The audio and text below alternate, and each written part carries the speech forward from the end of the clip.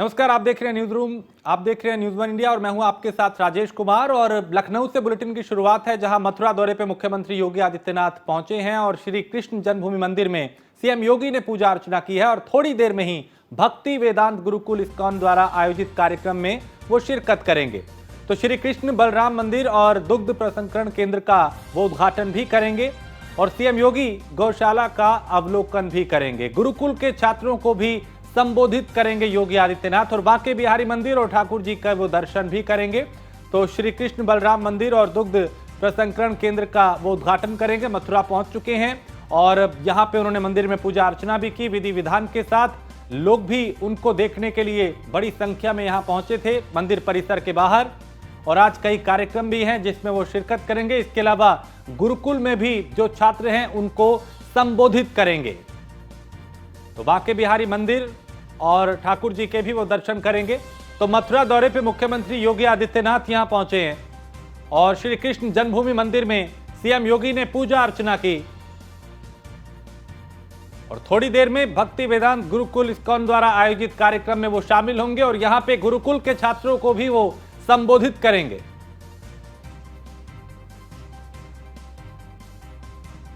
तो मुख्यमंत्री योगी आदित्यनाथ गौशाला का भी अवलोकन करेंगे। तो योगी आदित्यनाथ मथुरा पहुंचे हैं और मथुरा का भी अब कायाकल्प करने की पूरी तैयारी है। कैसे विकास के पथ पे मथुरा को आगे लेकर जाया जाए, कैसे कनेक्टिविटी को बेहतर किया जाए, कैसे सड़कों को बेहतर किया जाए, मूलभूत सुविधाओं को अच्छा किया जाए। चूंकि मथुरा धार्मिक नगरी है और यहां पे देश प्रदेश और विदेशों से लोग आते हैं भगवान श्री कृष्ण के दर्शन करने के लिए। बड़ी संख्या में श्रद्धालु यहां पे आते हैं, पर्यटक यहां आते हैं। और जिस तरीके से योगी सरकार का फोकस रहा है विकास पर, उसमें जो धार्मिक नगर हैं उन पर भी एक अलग से प्राथमिकता उनको लेकर दी गई है। हमने बनारस को देखा, बदलते हुए काशी को देखा, बदलती हुई अयोध्या को देख रहे हैं और मथुरा को भी बदलने की पूरी तैयारी की जा रही है।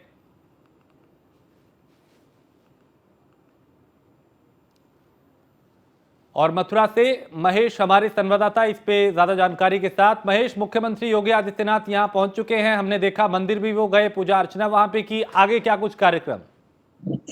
देखिए, मुख्यमंत्री योगी आदित्यनाथ का 2 दिवसीय दौरा है और आज दूसरा दिन है मुख्यमंत्री योगी आदित्यनाथ। और सबसे पहले मुख्यमंत्री जी पहुंचे हैं जन्मभूमि, वहां पर दर्शन किए हैं और वहां पर पूजा अर्चना की है। इसके पश्चात अभी मुख्यमंत्री बैठे कॉलेज में मौजूद है, वहां पर एक पौधा भी उन्होंने लगाया है, आम का पौधा भी लगाया उसने। और एक हमेशा जब भी मुख्यमंत्री आते हैं बैठे कॉलेज में, जब भी मुख्यमंत्री गए तो वहां पर हमेशा जब भी मुख्यमंत्री आए तो एक पौधा जरूर लगाते हैं। इस बार भी पौधा लगाया। अभी कुछ ही पलों में मुख्यमंत्री यहाँ से रवाना होंगे, जो कि जाएंगे आज ही पहुंचेंगे वहां पर इस्कॉन में पहुंचेंगे। इस्कॉन का जो कार्यक्रम है वहाँ एक श्री कृष्ण और बलराम के मंदिर का उद्घाटन भी करेंगे मुख्यमंत्री और वहाँ गुरुकुल में छात्रों से बात भी करेंगे, छात्रों को संबोधित भी मुख्यमंत्री का कार्यक्रम है, छात्रों को संबोधित भी करेंगे और उसको वार्तालाप भी करेंगे। इसके पश्चात मुख्यमंत्री का जो कार्यक्रम प्रोटोकॉल में नहीं आया था कि बांके बिहारी मंदिर दर्शन करने का, मुख्यमंत्री जी बांके बिहारी के दर्शन भी इस सब कार्यक्रम के बाद में बांके बिहारी के दर्शन भी कर सकते हैं मुख्यमंत्री। ऐसे में महेश, मथुरा कितनी बदलती हुई योगी सरकार के नेतृत्व में दिखाई दे रही है? क्योंकि योगी सरकार लगातार दूसरी बार आई है और हम बदलते हुए हमने काशी को देखा, अयोध्या को हम देख रहे हैं। मथुरा के विकास की अगर बात करें तो वो किस कदर बदलती हुई मथुरा दिखाई दे रहा है, क्योंकि मथुरा भी धार्मिक नगरी है? देखिए, हम आपको बता दें कि मुख्यमंत्री योगी जब से उत्तर प्रदेश के मुख्यमंत्री बने हैं तब से लगातार निरंतर मथुरा को लेकर, मथुरा को उनका बेहद लगाव है। वो हमेशा यहाँ पे आते भी रहते हैं और यहाँ के विकास कार्यों को लेकर के भी यहाँ के अधिकारियों के साथ चर्चा करते हैं और विकास कार्यों पे अधिक से अधिक कार्य भी कर रहे हैं। अभी जैसे कि बांके बिहारी मंदिर, मुख्यमंत्री आज बांके बिहारी मंदिर पहुंचेंगे तो मुख्यमंत्री के मन में बांके बिहारी मंदिर को लेकर जो कॉरिडोर की मांग है उसको पूर्ण कर सकते हैं। उसके लिए अधिकारियों से वार्तालाप भी करेंगे कि यहाँ पर कॉरिडोर बनाने के लिए क्या उनके आगे कैसे बनाया, क्या इस पर चर्चा कर सकते, कैसे बनाया जाए, क्या इसके लिए रूपरेखा तैयार की जाए। मुख्यमंत्री जी मथुरा को लेकर के हमेशा ही संवेदनशील है और मथुरा के विकास को लेकर के संवेदनशील रहे हैं और विकास लगातार निरंतर मथुरा में हो भी रहे हैं जब से मुख्यमंत्री योगी जी बने हैं। तो उसके अलावा आज सबसे विषय ये है कि मथुरा के लोग, जो ब्रजवासी लोग हैं, वो भी यही चाहते हैं कि जो बांके बिहारी मंदिर है, यहाँ पर विदेशी पर्यटक भी आते हैं, आसपास भारतवर्ष की जो प्रदेश है उनसे भी यहाँ पर श्रद्धालु वर्ष आते हैं, उनको कई बार मुसीबतों का सामना करना पड़ता है, कई दुर्घटनाएं हो जाती है। तो इसलिए मथुरा ब्रजवासी जो है उनकी एक मांग भी है कि यहाँ पर बाकी महल जो मंदिर है उसका कॉरिडोर का निर्माण हो, जिससे कि यहाँ पर आने वाले श्रद्धालुओं को किसी भी मुसीबत का सामना न करना पड़ सके। इसलिए मुख्यमंत्री जी अगर बाकी महल मंदिर पहुंचते हैं, वहां पर दर्शन करते हैं और अधिकारी से वार्तालाप भी करेंगे कि ये कॉरिडोर को लेकर के नई रूपरेखा तैयार की जा सकती है। ऐसे में महेश, गुरुकुल में कितने बजे मुख्यमंत्री का कार्यक्रम है और जो गुरुकुल के छात्र हैं, जो लोग हैं, वो कितने उत्साहित योगी आदित्यनाथ के इस दौरे को लेकर? देखिए, अभी मुख्यमंत्री जी वेटनरी कॉलेज में है और कुछ ही पलों में यहाँ से रवाना होने वाले हैं और वो पहुंचेंगे लगभग 10 बजे के आसपास।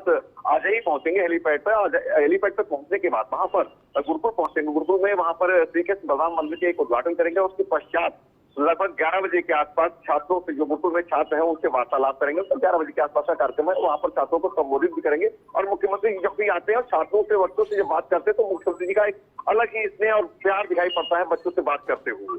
चलिए, बहुत शुक्रिया। आप नजर बनाए रखिए, आपसे फिर अपडेट लेंगे योगी आदित्यनाथ के इस दौरे को लेकर। तो आज एक बेहद महत्वपूर्ण दौरा योगी आदित्यनाथ का मथुरा का, और वो मथुरा पहुंच चुके हैं। आगे कुछ कार्यक्रम भी है जिसमें वो शिरकत करेंगे और उनके कार्यक्रम से जुड़े हुए तमाम जो चीजें हैं वो हम आपको वक्त वक्त पे बताते रहेंगे। क्योंकि अब से कुछ देर पहले वो मंदिर पहुंचे थे, जन्मस्थली, जहां पे उन्होंने पूजा अर्चना की, और वो भी हमने आपको तमाम तस्वीरें दिखाई उससे जुड़ी हुई। और जो मुख्यमंत्री योगी आदित्यनाथ हैं, उनकी कोशिश ये रही है कि जो उत्तर प्रदेश के धार्मिक नगर हैं उनका विकास कैसे किया जाए, चाहे अयोध्या हो, प्रयागराज हो, या फिर काशी हो, मथुरा हो। और यही वजह है कि जब वो यहाँ पे जाते हैं तो लोगों की उम्मीदें भी उनसे और ज्यादा बढ़ जाती हैं। आगे बढ़ते हैं, लखनऊ से खबर है, जहां भारतीय जनता पार्टी की कोर कमेटी की बैठक है आज, और सीएम आवास पर यह शाम को बैठक होगी और योगी आदित्यनाथ बैठक में मौजूद रहेंगे। यूपी बीजेपी के अध्यक्ष भूपेंद्र चौधरी भी बैठक में मौजूद रहेंगे और उपचुनाव में उम्मीदवारों के नाम पर चर्चा होगी, मंथन होगा। तो मैनपुरी, रामपुर, खतौली में उपचुनाव होना है और उपचुनाव को लेकर यहां इस बैठक में मंथन किया जाएगा, समीक्षा की जाएगी, रणनीति बनाई जाएगी कि कैसे यहां पे इस चुनाव को जीता जाए। चूंकि हाल ही में गोला गोकर्णनाथ में जो उपचुनाव हुआ था उसमें भारतीय जनता पार्टी ने बड़े अंतर से जीत दर्ज की थी, और बीजेपी की उससे पहले जब आजमगढ़ और रामपुर में उपचुनाव हुआ लोकसभा का, वो भी भारतीय जनता पार्टी ने दोनों ही सीटों पे कब्जा किया था। ऐसे में अब जिन सीटों पे उपचुनाव होना है वहां भी पार्टी की पूरी कोशिश है कि जीत दर्ज की जाए, और आने वाले चुनाव, जो लोकसभा का चुनाव है, उससे पहले जनता का जो संदेश है वो साफ तौर पे देखा जाए। और विपक्ष चूंकि अपनी जीत के दावे करता है, लेकिन नतीजे जो हैं वो तस्वीर साफ कर देते हैं। तो यूपी बीजेपी अध्यक्ष भूपेंद्र चौधरी भी इस बैठक में मौजूद रहेंगे और उपचुनाव में उम्मीदवारों के नाम पर चर्चा होगी, नाम पर मंथन होगा। मैनपुरी, रामपुर और खतौली में उपचुनाव होना है। और इसी खबर पे ज्यादा जानकारी के साथ मनीष मिश्रा, हमारे संवाददाता, हमारे साथ लखनऊ से जुड़ चुके हैं। मनीष, आज शाम को एक महत्वपूर्ण बैठक होने वाली है जिसमें उपचुनाव में उम्मीदवारों के नाम को लेकर मंथन होगा। जी निश्चित तौर से राजेश, आपको बता दूं, जिस तरह से 3 सीटें रिक्त हुई हैं, चाहे मैनपुरी की बात करेंगे जिसमें लोकसभा का उपचुनाव होना है, साथ ही साथ खतौली और रामपुर की 2 सीटें हैं विधानसभा की जो खाली हुई हैं, रिक्त हुई हैं। उसके बाद अब उनके प्रत्याशियों के नामों की चर्चा होगी और देर शाम ये बैठक माना जा रहा है कि मुख्यमंत्री आवास पे की जाएगी। आपको बता दें कि इसमें धर्मपाल सिंह, जो कि प्रदेश संगठन मंत्री हैं, दोनों उप मुख्यमंत्री और प्रदेश अध्यक्ष भूपेंद्र चौधरी भी इसमें मौजूद होंगे। माना जा रहा है कि देर शाम ये बैठक होगी और तीनों सीटों के लिए नामों की चर्चा भी की जाएगी, क्योंकि जिस तरीके से इस नामों की चर्चा के बाद ये जो नामों की लिस्ट है उसको केंद्रीय नेतृत्व के पास भेजा जाएगा, केंद्रीय नेतृत्व के शीर्ष नेतृत्व पे इस पे अंतिम मोहर लगाई जाएगी। तो माना जा रहा है इन नामों की चर्चा के साथ आज उत्तर प्रदेश की जो कोर कमेटी है वो अपने प्रत्याशियों की जो सूची है वो शीर्ष नेतृत्व के लिए जारी करेगी। जी, ऐसे में मनीष, चूंकि हमने देखा अभी गोला गोकर्णनाथ का उपचुनाव हुआ था, वहां पे भारतीय जनता पार्टी जीती। उससे पहले उपचुनाव रामपुर, आजमगढ़, वहां पे हुआ लोकसभा का, वो भी बीजेपी ने जीता। कोशिश यही है कि ये जो उपचुनाव है उसे भी पूरी गंभीरता से लिया जाए, जीत दर्ज की जाए और एक संदेश जनता में जाए कि देखिए लोकसभा चुनाव से पहले प्रदेश का मूड ये है। निश्चित तौर, देखिए राजेश, आपको बता दूं, भारतीय जनता पार्टी की जो स्ट्रेटजी होती है वो सबसे अलग है कि तमाम आप राजनीतिक दलों देखेंगे, और अगर बीजेपी की बात करेंगे तो उनकी स्ट्रेटजी सबसे अलग होती है। वो चुनाव मूड में रहती है, 24/7 आप देखेंगे तो वो चुनाव मूड में रहती है। एक चुनाव खत्म नहीं होता तब की दूसरे चुनाव की तैयारियों में लग जाती है। हमने देखा चाहे वो बूथ लेवल के कार्यकर्ता हों, और आपकी जो हमने देखा था गोला गोकर्णनाथ की बात करेंगे तो वहां पे पन्ना प्रमुखों की बहुत ज्यादा विशेष भूमिका की गई थी, ज्यादा उनको तवज्जो दी गई थी।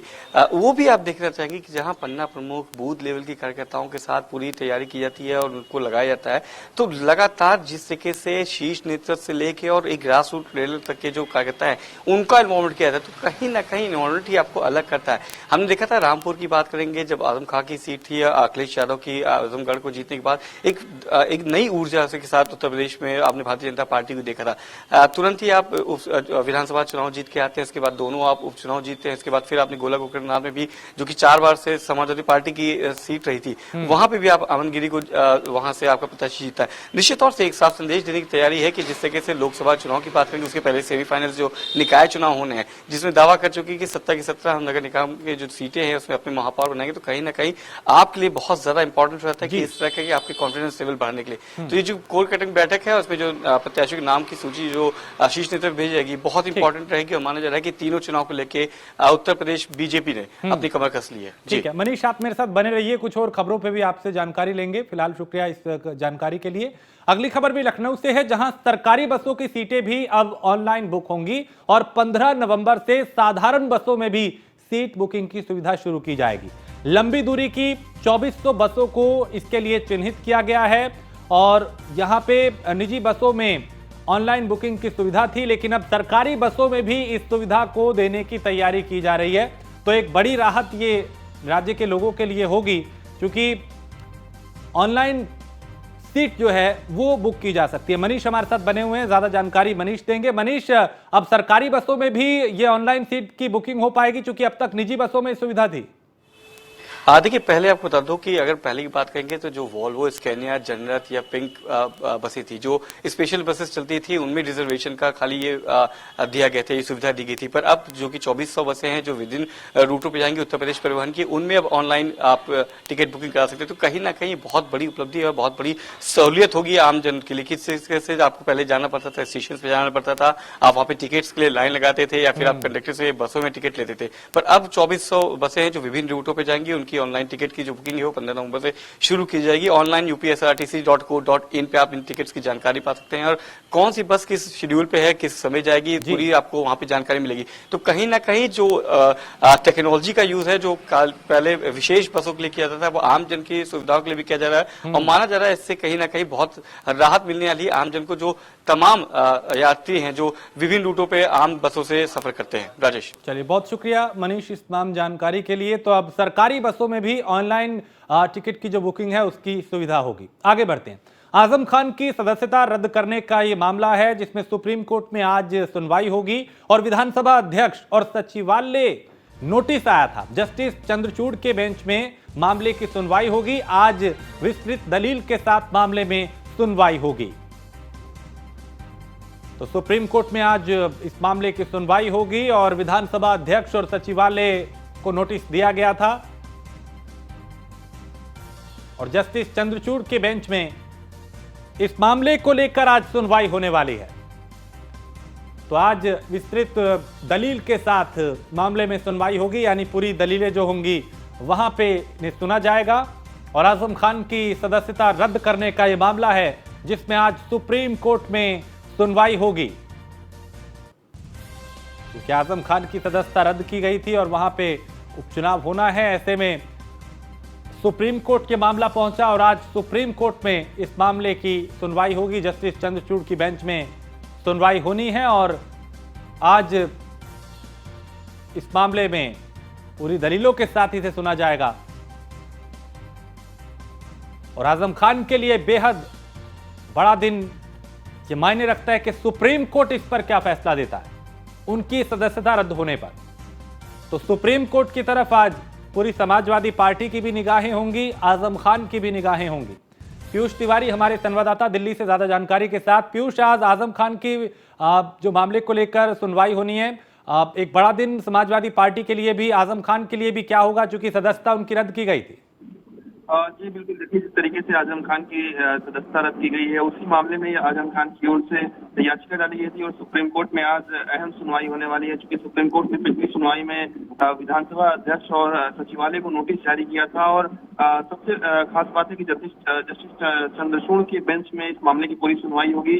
आज विस्तृत दलील के साथ इस पूरे मामले की सुनवाई होगी। चूंकि खान के जो वकील है वो सुप्रीम कोर्ट के वरिष्ठ वकील पी चिदम्बरम है और पिछली बार भी उन्होंने तमाम बातों का जिक्र किया था जब सुनवाई हुई थी। तो ऐसे में चुनाव आयोग ने रामपुर की विधानसभा सीट पर उपचुनाव का भी ऐलान किया है, जिसके लिए कल से नामांकन भी शुरू हो जाएगा। ऐसे में आज देखना होगा कि सुप्रीम कोर्ट क्या कुछ फैसला सुनाता है और क्या कुछ विधानसभा अध्यक्ष की ओर से और सचिवालय की ओर से नोटिस का जवाब दिया गया है। क्योंकि जिस तरीके से आजम खान की सदस्यता को रद्द किया गया है और उसके बाद कहीं ना कहीं ये सवाल खड़े होते हैं कि क्या इस सदस्यता को बरकरार सुप्रीम कोर्ट रखता है या कोई अन्य फैसला सुनाता है। क्योंकि जब सुप्रीम कोर्ट में बहस होगी, थोड़ी देर का वक्त बचा है, जब सुप्रीम कोर्ट में तमाम जस्टिसों की जो बेंच बैठेगी उसमें ये बहस होगी, उसके बाद सुप्रीम कोर्ट कुछ अहम फैसला आज सुना सकता है। कितने बजे का वक्त निर्धारित है पीयूष? और दूसरी चीज, क्या आजम खान या उनके बेटे या परिवार का कोई सदस्य भी दिल्ली में मौजूद है? देखिए, अगर हम बात करें तो चूंकि जो पक्ष है वो आजम खान के वकील कपिल सिब्बल को ही रखना है। पिछली बार भी जब सुनवाई हुई थी तो आजम खान की परिवार की ओर से कोई सदस्य उस समय दिल्ली में मौजूद नहीं था और जो आजम खान का पक्ष है वो पी चिदम्बरम ने ही रखा था। तो फिलहाल अभी कोई आजम खान के परिवार के सदस्य की यहाँ आने की सूचना कोई नहीं है। लेकिन एक बात स्पष्ट है कि पी चिदम्बरम आजम खान का पक्ष सुप्रीम कोर्ट में रखेंगे और पूरी तरीके से मजबूती से पक्ष रखेंगे। क्योंकि जिस तरीके से सुप्रीम कोर्ट ने, आप सोचिए, जिस तरीके से सुप्रीम कोर्ट ने पिछली सुनवाई में विधानसभा अध्यक्ष और सचिवालय को नोटिस जारी कर दिया था, तो कहीं ना कहीं सुप्रीम कोर्ट ने भी इस मामले में संज्ञान लिए हुए और पूरी तरीके से दलीलों को सुनने के बाद ही नोटिस जारी किया गया था। तो जब नोटिस का जवाब क्या कुछ आता है ये देखना होगा और इसी के आधार पर कहीं ना कहीं सुप्रीम कोर्ट अपना फैसला आज सुना सकता है। चलिए, बहुत शुक्रिया पीयूष, आप नजर बनाए रखिएगा, आपसे फिर अपडेट लेंगे। फिलहाल शुक्रिया इस तमाम जानकारी के लिए। और खबर लखनऊ से है, जहां 22 लाख कर्मचारियों के लिए कैशलेस इलाज की सुविधा है और कर्मचारियों और पेंशनर्स के कैशलेस इलाज का रास्ता आसान हो गया है। चिकित्सा शिक्षा विभाग ने इसके लिए गाइडलाइन जारी की है। परिवार हेल्थ कार्ड दिखाकर आप अपना इलाज करा सकेंगे और राज्य कर्मचारी जो हैं वो कैशलेस चिकित्सा योजना की शुरुआत की गई है। खबर लखनऊ से है, जहां मरीजों को एमआरआई के लिए इंतजार नहीं करना पड़ेगा। केजीएमयू में 15 करोड़ की लागत से 3 एमआरआई मशीनें लगेंगी और सरकारी सहायता से ये मशीनें लगाई जाएंगी। अब तक पीपीपी मॉडल पर सिर्फ एक मशीन है और जांच के लिए मरीजों को लंबा इंतजार करना पड़ता है, लेकिन अब उनका इंतजार जो है वो खत्म होगा, क्योंकि अब इन मशीनों की संख्या को 1 से बढ़ा के 3 तक किया जाएगा।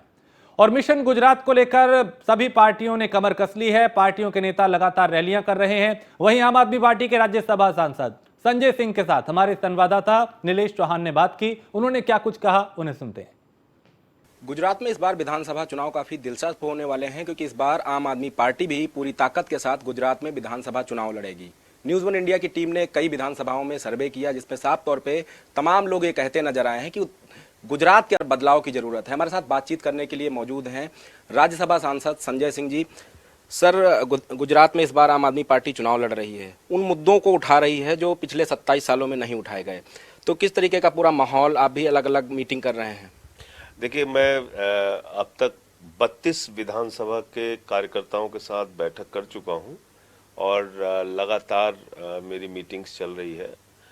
जो एकमात्र नारा यहाँ के लोगों के दिल और दिमाग में बस गया है वो है एक मौका केजरीवाल को, वो है परिवर्तन, चेंज, बदलाव।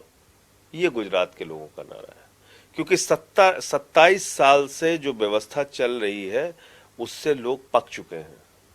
उनके मन में नाराजगी है, गुस्सा है और गुस्से की वजह है स्कूलों की बदहाली, अस्पतालों की बदहाली, थानों की रिश्वतखोरी, बेरोजगारी। बड़े पैमाने पर यहां का नौजवान बेरोजगारी का संकट झेल रहा है और उसको कॉन्ट्रैक्ट पे नौकरी दी जाती है, यानी कि सिपाही की भर्ती भी वो कॉन्ट्रैक्ट पे करता है। कर्मचारी सरकारी विभाग में होता है, कॉन्ट्रैक्ट पे जाता है। आंगनबाड़ी हो, आशा वर्कर हो, बड़ा आंदोलन चल रहा है यहां। तो इसलिए गुजरात में इस बार जो नारा चल रहा है वो परिवर्तन का है। और जब आप परिवर्तन की बात करते हैं, चेंज की बात करते हैं, तो फिर आप आम आदमी पार्टी की बात करते हैं, अरविंद केजरीवाल की बात करते हैं, उनकी गारंटी की बात करते हैं। हमने लाखों की संख्या में गांव-गांव में जाकर 300 यूनिट बिजली फ्री का केजरीवाल गारंटी कार्ड भरवाया है। हमने 3000 बेरोजगारी भत्ता नौजवानों को देने का कार्ड भरवाया है। और आप जानते हैं अरविंद केजरीवाल जुमला नहीं बोलते, खोखले वादे भी नहीं करते, गारंटी देते हैं। गारंटी मतलब जितना कहा उतना तो पूरा करेंगे, वादे से ज्यादा काम करके दिखाएंगे, जो हमने दिल्ली में किया, जो पंजाब में किया। 51 लाख परिवारों का जीरो बिजली का बिल आया पंजाब में। भगवंत मान जी की सरकार ने फैसला लिया, वहां पे मोहल्ला क्लिनिक वहां भी बन रहे हैं, शिक्षकों की भर्तियां शुरू हो गई, पुलिस की भर्तियां शुरू हो गई, जो लोग अब तक परमानेंट नहीं थे उनको परमानेंट करना शुरू कर दिया। तो सरकार काम कर रही है वहां पे। और इसलिए अभी जरूरत इस बात की है कि हम लोग गुजरात के अंदर यहाँ की, और अभी ईसुदान जैसे व्यक्ति को हमने, जो पत्रकार आप लोगों की बिरादरी से आते हैं, ओबीसी समाज से आते हैं, एक अच्छा साफ सुथरा चेहरा उनका दिया केजरीवाल जी ने, तो उनके नाम पे भी लोग खुश हैं कि अच्छा चयन किया केजरीवाल जी ने उनका मुख्यमंत्री के तौर पे। तो मैं समझता हूं कि गुजरात में एक बड़ा परिवर्तन आपको देखने को मिलेगा।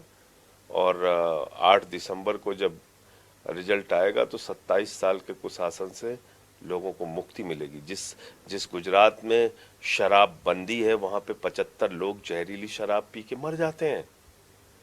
जो पुल के मरम्मत को किसी कंस्ट्रक्शन कंपनी को देना था, वो पुल का मरम्मत घड़ी बनाने वाली कंपनी करती है। 2 करोड़ रुपए मरम्मत में लगाना था, 12 लाख रुपए लगा के वो पुल चालू कर देता है उसका मालिक, और आज तक उसके खिलाफ कार्रवाई नहीं होती, कोई कार्रवाई नहीं होती, जिसमें 150 लोगों की जान चली गई। ये चल रही है गुजरात के अंदर व्यवस्था, जिसमें 50 मासूम बच्चों की जान चली गई। आज तक वो मालिक गिरफ्तार नहीं हुआ, आज तक उसके खिलाफ कोई कार्रवाई नहीं हुई। तो गुजरात इन सब चीजों को बर्दाश्त कर रहा है, झेल रहा है, और अब इससे मुक्ति लेगा। धन्यवाद सर हमारे साथ बातचीत करने के लिए। जिस तरीके से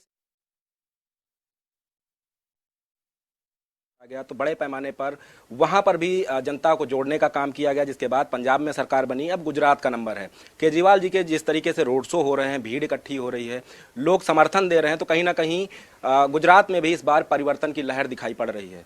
वीडियो जर्नलिस्ट अमित साहनी के साथ नीलेश चौहान, न्यूज़ 1 इंडिया, अहमदाबाद, गुजरात। और रायबरेली में पुलिस और बदमाशों के बीच में मुठभेड़ हुई है। पुलिस के हत्थे 25,000 का इनामी बदमाश चढ़ा है। इसके पास से अवैध तमंचा भी बरामद किया गया है। मिल एरिया थाना क्षेत्र के शारदा नहर के पास यह मुठभेड़ हुई, जहां पे इस बदमाश को पुलिस ने शिकंजे में लिया। पिछले कई दिनों में कई एनकाउंटर हुए, जिसमें कई बदमाशों को ढेर किया गया, कईयों को सलाखों के पीछे पहुंचाया गया और कईयों ने खुद आत्मसमर्पण कर दिया।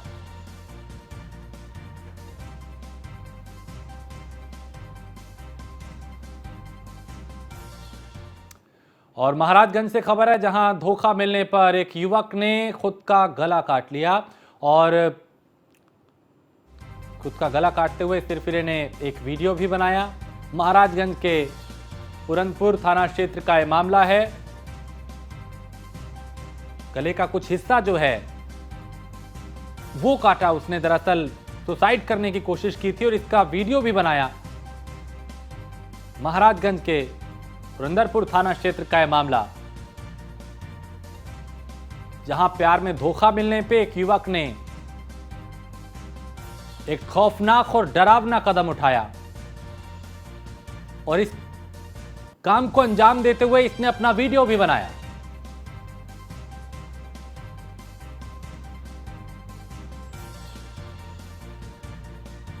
तो महाराजगंज के पुरंदरपुर का यह मामला, जहां पे एक युवक ने प्यार में धोखा मिलने पे अपना गले का कुछ हिस्सा काटा और बकायदा उसका वीडियो भी बनाया। आगे बढ़ते हैं। अमरोहा से खबर है, जहां अज्ञात वाहन ने एक ऑटो में टक्कर मार दी। हादसे में 4 लोगों की दर्दनाक मौत हुई है, जबकि एक शख्स घायल हुआ है। संभल से दिल्ली जा रहे थे ऑटो सवार और गजरोला थाना क्षेत्र के हसनपुर रोड पे यह हादसा हुआ, जहां 4 लोगों की मौत हुई, जबकि एक शख्स घायल हुआ, जिसे नजदीकी अस्पताल में भर्ती कराया गया। तो रफ्तार का जो कहर है वो यहां देखा गया और इस ऑटो की तस्वीर देख के आप अंदाजा लगा सकते हैं कि यह हादसा कितना भयावह रहा होगा। जहां पूरे परखच्चे उठ चुके हैं इस ऑटो के, चकनाचूर ये हो चुका है पूरा अगला हिस्सा जो है। संभल से आते हुए हसनपुर रोड पर दुर्घटना में 4 व्यक्तियों की घटनास्थल पर मृत्यु हो गई है और एक व्यक्ति घायल है, उसको रेफर कर दिया गया है। सूचना आपने पुलिस को दे दी है? हाँ, पुलिस को दे दी है। पोस्टमार्टम में